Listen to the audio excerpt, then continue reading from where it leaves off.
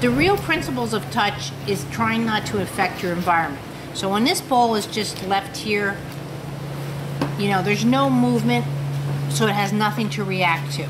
This is a fixed object. If I were to knock this over, I could knock this bowl over 5,000 times.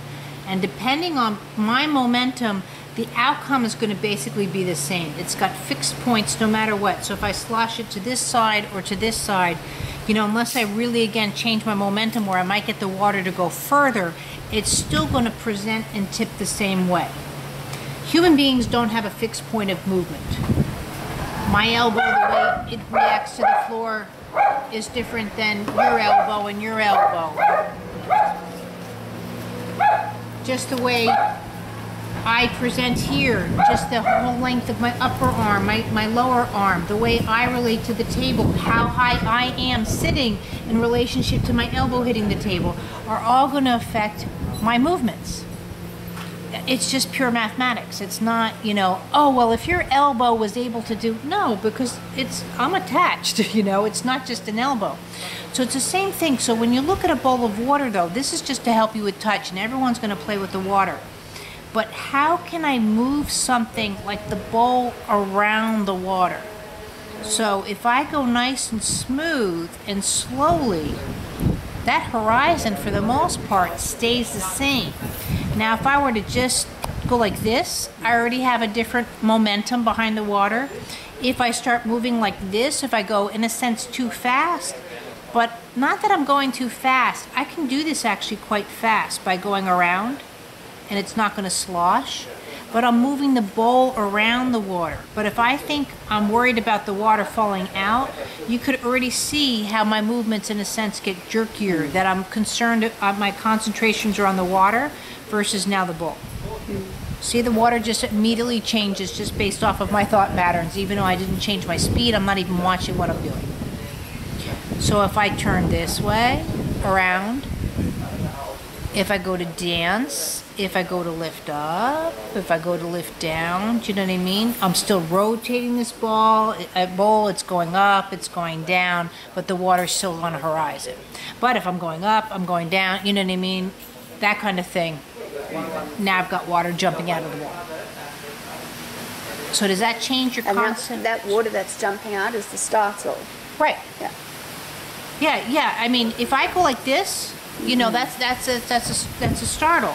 But if I go like this, you know, and also when I'm like this is my balance and counterbalance.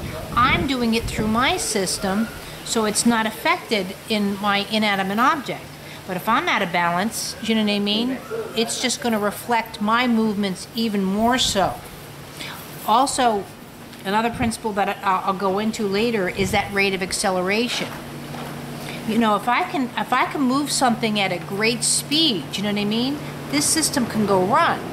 But if I'm like, oh, I'm not sure, I don't want to, you know, see even that, it's how much it sloshes the water.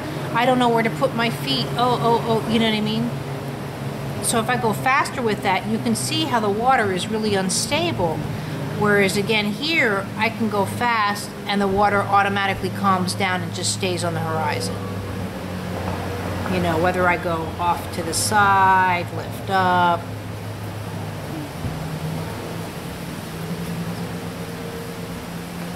And those are your eyeballs, by the way. You know, if you're out of balance and so forth, and you've got bad visual acuity, and this is CBI. Okay. You know, I mean, this is, our eyeballs are just like little levels on a carpenter's tool.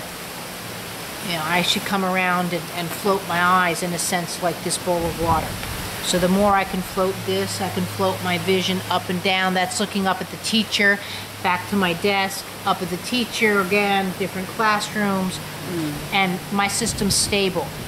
You know, ADD comes back into the lack of rotation and so forth, but it's like, oh, you know what? Oh, where's my paper again? You know what I mean? Like, this system's just very unstable, and you need to work on, again, that ability to work within itself. So I will leave this. Why don't everybody just play with the water and just feel what it's like. Also notice too, if if you're tense, it's much harder you know, if I'm gripping the ball or the bowl versus just being a part of it. You don't know where the bowl ends. See, I can bring my hands around. Do you know what I mean? The water stays stable. I can come out here a little bit. See, now I'm jumping a little bit, but I can calm it down. But the more I'm using my system, it's harder for me versus if I'm just taking it with the more I have my body on it, I can calm and touch in a way that's more appropriate.